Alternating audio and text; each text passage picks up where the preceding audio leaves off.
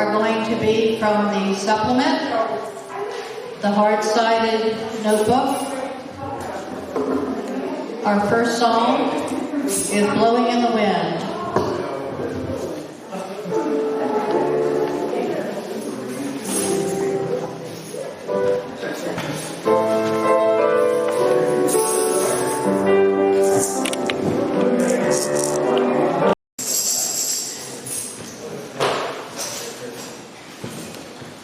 Welcome to the First Existentialist Congregation of Atlanta. My name is Libby Ware. I will be the facilitator today. We are a spiritual community based on philosophy, existentialist and feminist principles, and dedicated to human liberation. We make our spiritual home in the old stone church, which was hand-built by the African American Antioch East Church. We acknowledge that racial hostility drove African Americans from this area. We also acknowledge that in the 1800s, that the Muscogee Creek people were driven from this land, and we support justice for all indigenous people.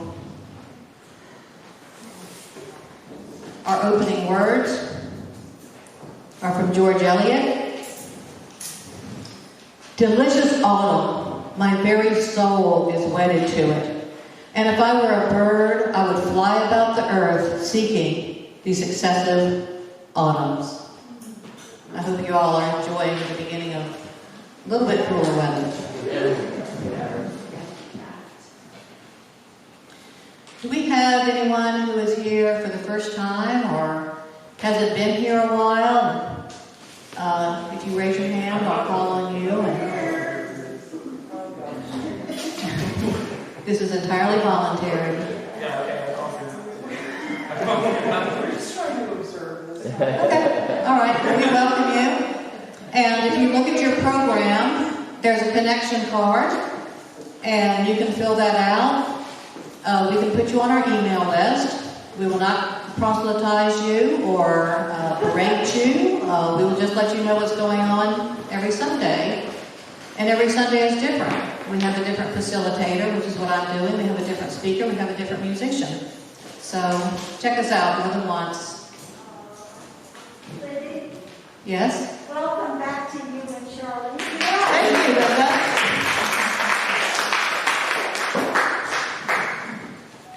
Charlene and I just came back from a fabulous trip to England. 2 days after we got there, the Queen died, and y'all know the rest. The interesting thing is there is recognition of her everywhere. Every bus, every store, everywhere had a sign with her, often her image and her dates. So it was really an interesting time to be there. But enough about me. Does anyone have a birthday or an anniversary? Yes, Susan, come on up. Birthday.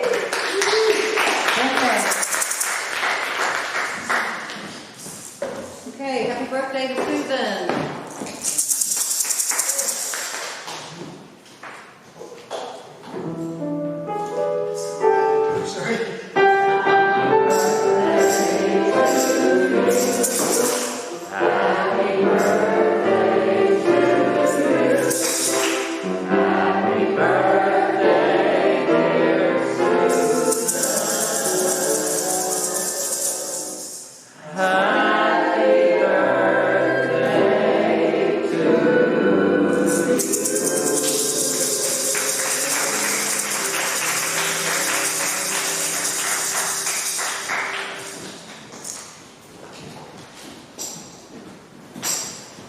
All right, we're going to have another congregational song.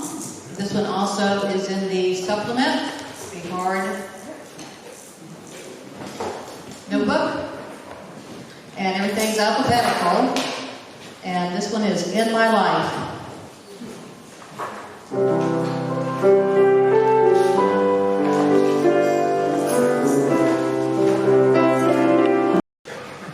We are going to have a few words now from our fellowship minister, Marcia Mishner.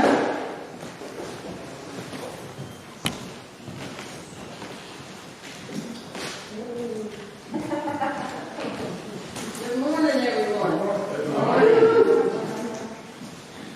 Good morning, everyone. Hey, it's good to see everybody. I don't know about you, but I will be so glad when we can stop wearing these things because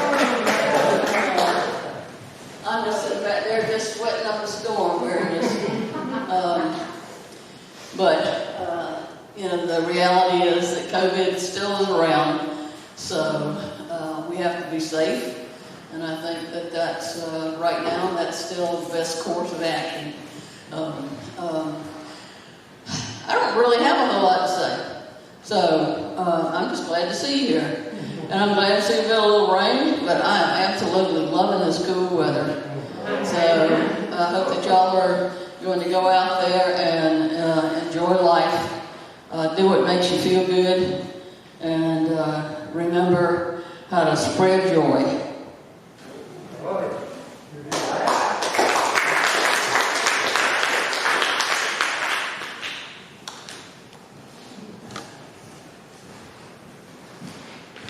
We're going to take a few minutes for silence. You can pray, meditate, cogitate, and I'll let you know when the time is up.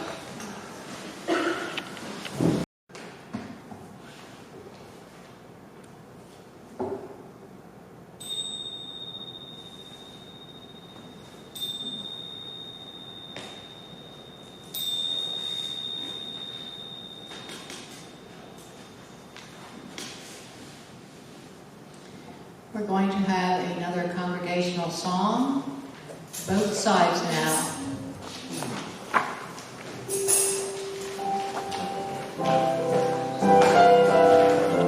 Today, Anthony Knight. Anthony? Hold on. Anthony is the president and CEO of the Baton Foundation, a nonprofit organization serving the emotional, intellectual, and cultural needs of Black boys in grade 5 through 9. Before founding the foundation, Mr. Knight worked for 22 years as a museum educator and consultant. I want to say that the Baton Foundation has excellent programs. He often has authors. I think are they all in person now?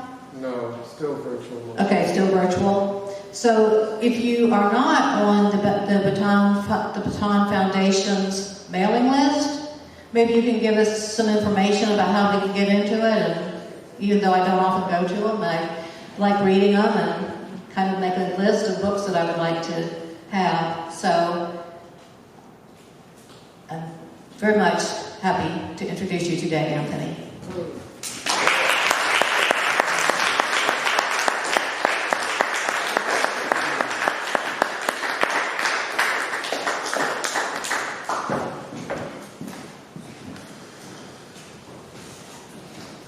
Good morning, everyone. Kind of caught me on fire. I was sitting over there with some thoughts, and then I heard a speaker. I was like, I guess that's me. Thank you, as always, First Steve, for welcoming me to your space and for allowing me to share the sometimes confused ruminations coursing through my brain. Get closer to the microphone, please. Sure, can you hear me? Is that better? No. Raise it up. Oh, raise it up. Is that good? Can you hear me? Yeah, right on the line. Okay. Right on the line. And thank you, Charlene, for mentioning the Baton Foundation. We had a really amazing speaker. We got a grant. Libby, I'm sorry. I'm looking at Charlene. We got a grant at the end of last December from the Annie Casey Foundation to do programming in the Pittsburgh Yards community, specifically the Pittsburgh Yard building. that they've constructed there, the Lingüísticos building. And so I invited someone who had spoken to the Baton Foundation audience back in 2018 when he wrote a book called Supreme Injustice, about Supreme Court justices who either had owned enslaved African Americans or Africans and or supported legislation that continued to enslave them. Really interesting book if you've not heard of it. Anyway, Paul Finkelman was here last night and spoke about the resurgence, the revival of pre-slavery thought in our country. And it's really troubling to hear how he kind of tied together what supported, the kind of thinking that supported slavery in the past and the kind of thinking he sees now that supports that same kind of belief system in our world today. Really interesting talk last night. So I'm still coming down off of that. Yeah. But today I want to shift gears and talk about something a little different. I call this talk Beyond This Place, the Value of Life. As I'm sure I've shared with you many times before, William Ernest Henley's poem, Invictus, is very special to me. My father often recited the poem as he drove along the streets of New York City with us children in tow, out of the night that covers me, dark as the pit from pole to pole. I thank whatever gods may be for my unconquerable soul. This poem and my childhood memories of my father's voice reciting it have guided me for many years.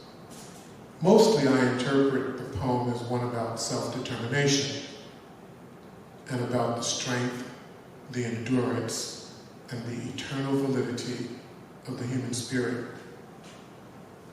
In fact, today's talk was inspired by transition, specifically the transition of human life that has impacted me significantly this year. My maternal grandmother died in late February. In fact, she died the last day of February.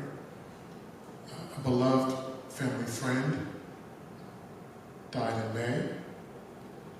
And a high school classmate, my age, and of course our beloved Robert Stewart, they both died this summer. And while death is ever present and inevitable, it always seems to arrive unexpectedly. Why this conundrum? Ernest Henley offers a clue, perhaps, in the third stanza of his poem, the title of today's talk, as to why this may be the case. Beyond this place of wrath and tears looms but the horror of the shade, and yet the menace of the years finds and shall find me unafraid. He suggests that we leave a place, earth, of wrath and tears, only to be whisked away to one of darkness and horror. And while this poem is featured prominently in the subject line of my life, I never fully gave the third stanza my full attention, possibly because I do not agree with it. I do not believe that earth is a place of wrath and tears.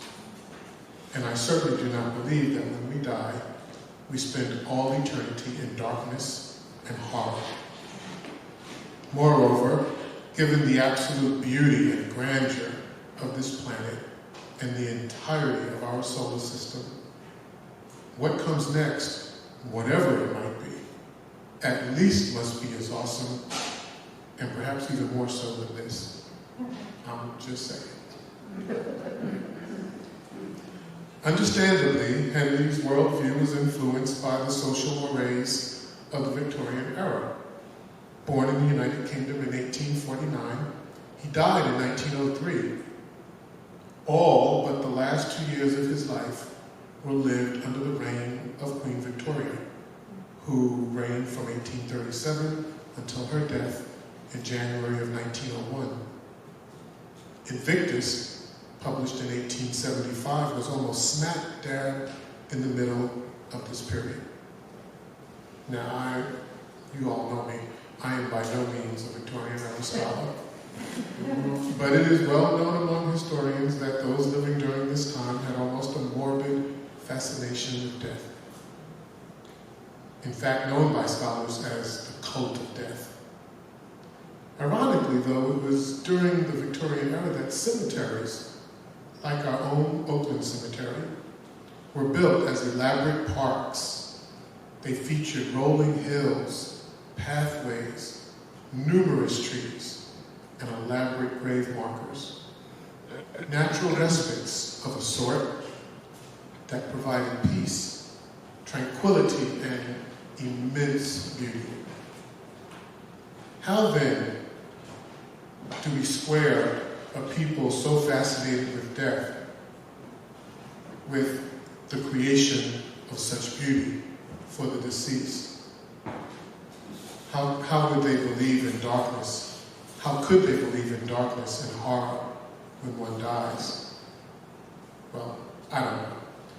And while the third stanza of Henley's poem may have more to do with his own persona and or deeply embedded fears, he does tap into beliefs and fears held by many, even today.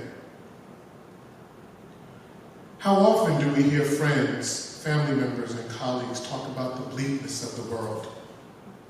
How we just must make it through the drudgery of this immortal and abhorrent reality so we can get to the other side and let go of all these so-called worldly problems.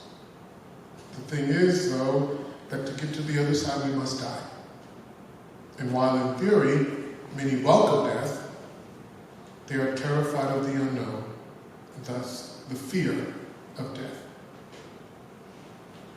More than focus on death and the unknown, things I, like all of us, will find out about in due course, this year has helped me focus more on the people who've gone before and what they left behind. My grandmother, for example, will be forever the person who challenged me to think more deeply about race and identity, even when her approach to dealing with it often hurt and angered me. By the time of her death earlier this year, I had long since made peace with my grandmother. I was able to focus more on her personality and enjoy things about her I could not in my youth, like her complete and total belief in a higher power that supported and benefited us, and her laughter. That woman had a laughter that was just unbelievable. Coley Brown's death represented a part of my life that was very special. As one of my grandfather's closest friends, my life experience in Florida with my grandfather seemed to fade away just a bit more with his passing. Kind and loving souls, Mr. Brown and his wife and his late wife, Bee, were like surrogate grandparents. They exuded a gentleness of spirit and down-to-earthiness, rarely seen. I remember once, though some of you who know me may know that when my grandfather was alive, I traveled from here in Atlanta to Central Florida once a month, and I did that for 10 years. Because when I left his home in April of 99, to move to Atlanta, I promised him, I had been living with him at the time for 4 years, I promised him that I would come every month and do an extended weekend and help him do whatever it was he might want to do, or just to go for rides, which he loved to do. And so I did that for almost 10 years until he died. Well, on one of these trips, as I prepared to come back to Atlanta, Mrs. Brown called the night before and said, "I'm going to bring you breakfast before you get on the road in the morning." And I said, "Mrs. Brown, I gotta leave kind of early." And I'm thinking, I don't have time to wait around for no breakfast.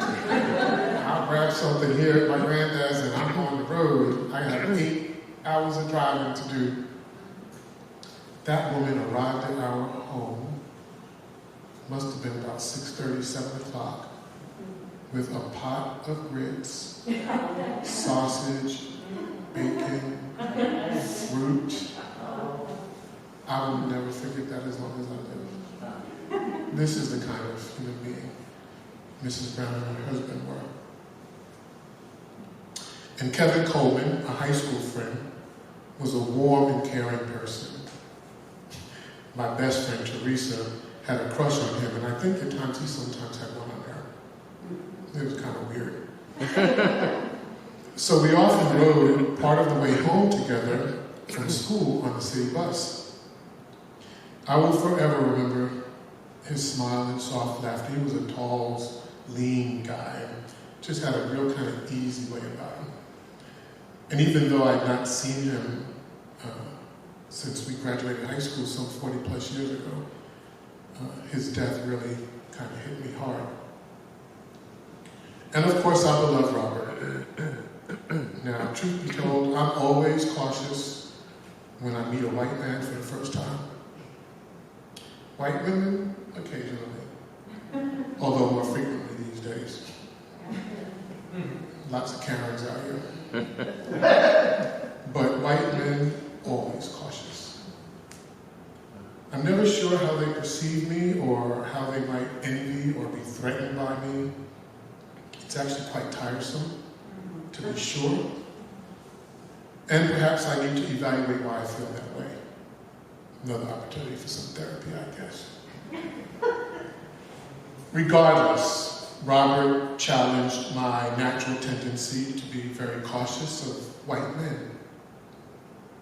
Believe me, I looked past every smile and behind each word he spoke.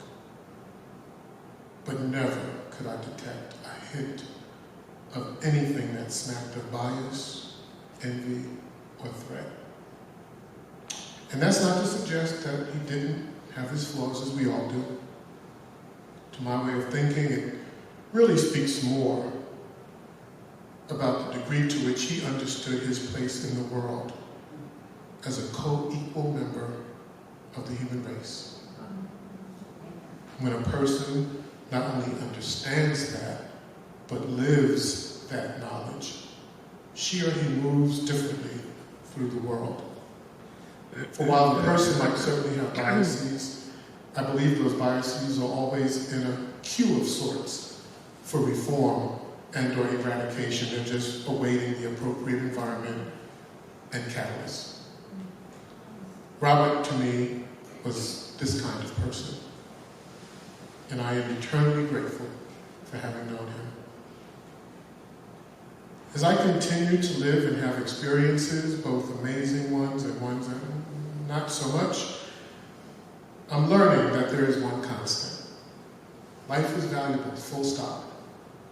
Not just because it's life and we're supposed to think it has value, but because all life is an expression of that which we cannot see, that great unknown.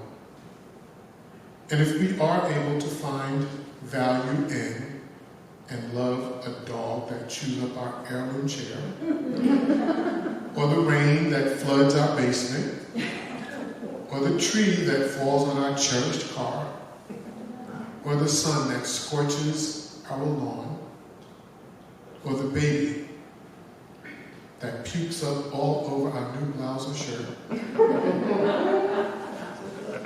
surely we can find value in and love each other. The adults with the difficult and troubling pasts, with prejudices and misguided beliefs, and with ways of seeing the world that differ from our own. Surely we can look beyond this place to the one we all will eventually call home, where we all are part of the eternal human family. Thank you.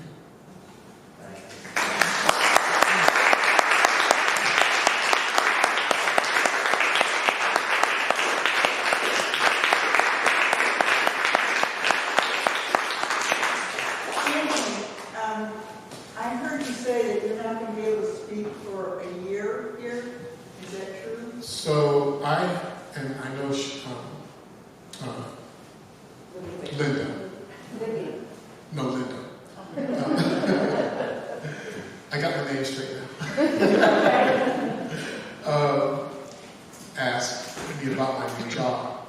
So I took a job in April with the Department of City Planning. And under that is... In Atlanta, yes. Under the Department of City Planning, there's the Office of Design. Within the Office of Design are 3 studios. One is historic preservation. And so I work as the city's first African American Heritage Coordinator within the Historic Preservation Studio.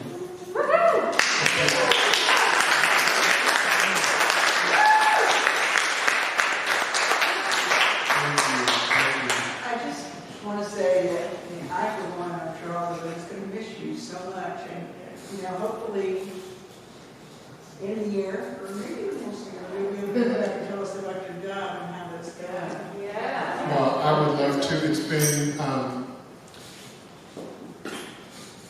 so this position came out of a study that the Historic Preservation Studio did right before and right in the first few months during COVID.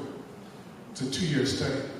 And out of that study came the suggestion that this position be created to better inform the historic preservation team about the places and spaces and stories that are relevant to the African American experience in the city of Atlanta.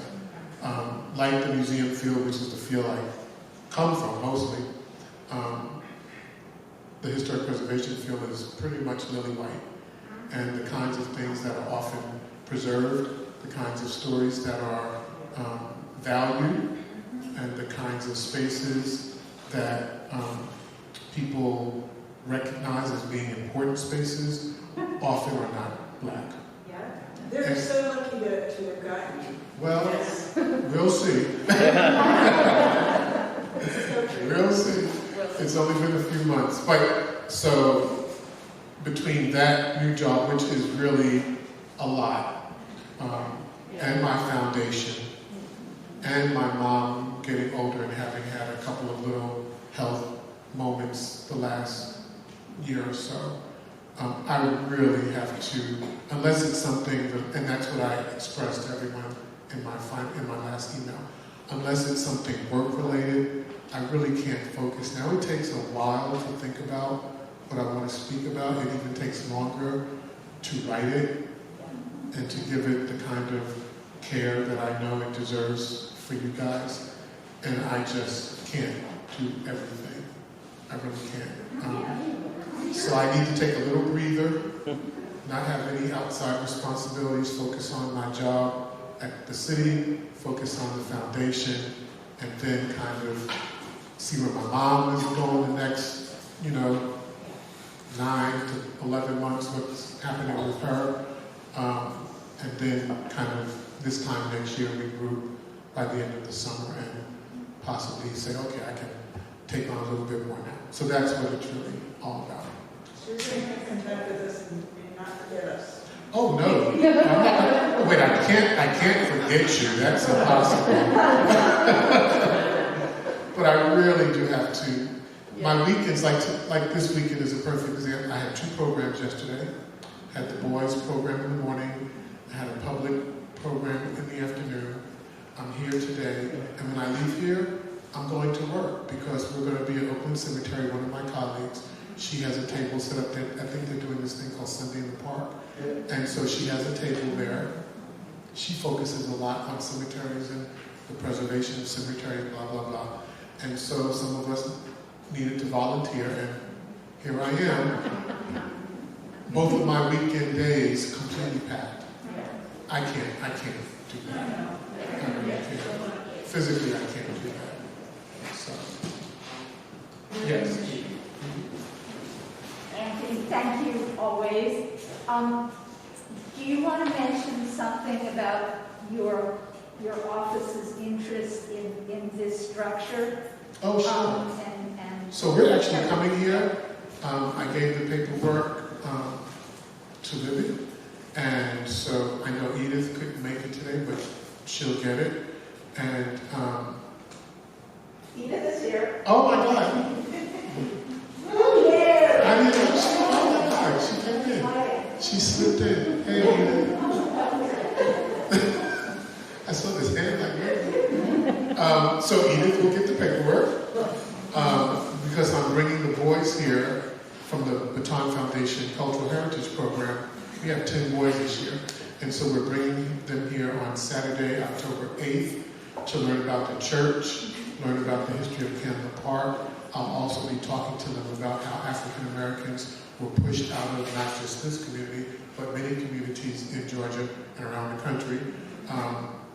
And just kind of, familiarize them with this history. And then 2 weeks after that, when you guys do the Rose Hill activities program in the park, I'll be bringing them back for that so that they can help in whatever way we might want them to help, and just to be a part of that Saturday. So we have a couple of, the 2 Saturday classes in October will be focused here at First E, and then the following, 2 weeks after that at the park across the street. So, and Edith is working with me on that. Yes, sir, Mr. Bill. Anthony, hey, you said you couldn't ever forget us, but we certainly couldn't forget you.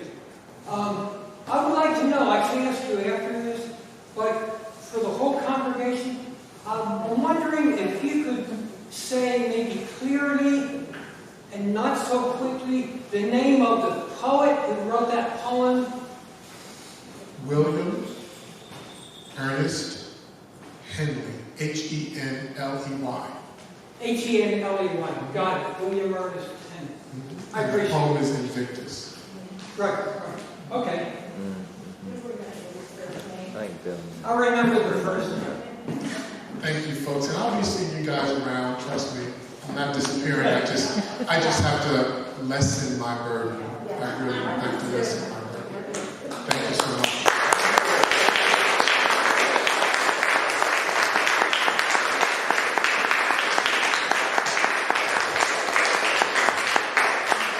And I know we all wish you well, and wishes for the good health of your mother. I know that's a hard thing to go through.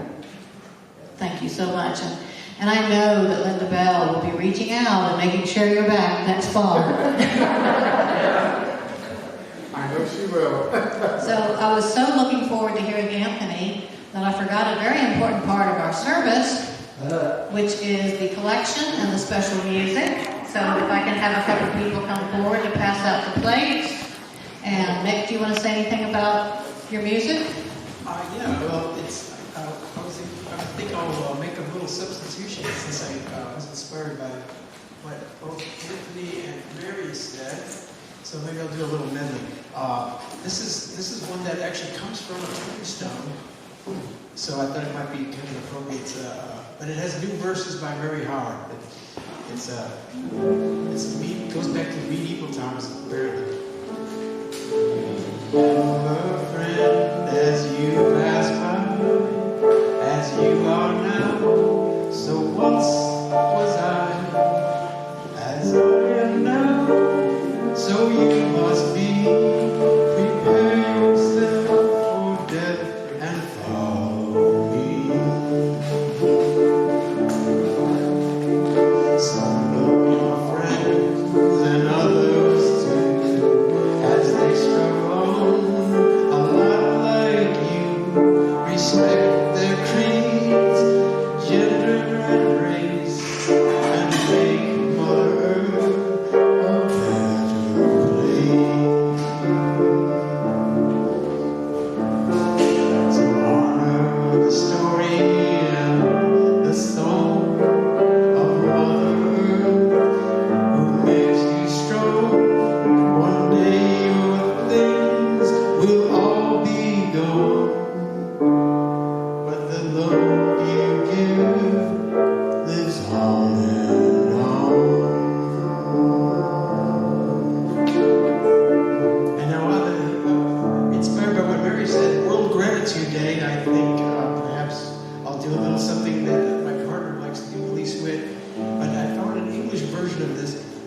Gracias a la vida, thanks to life. Gracias a la vida,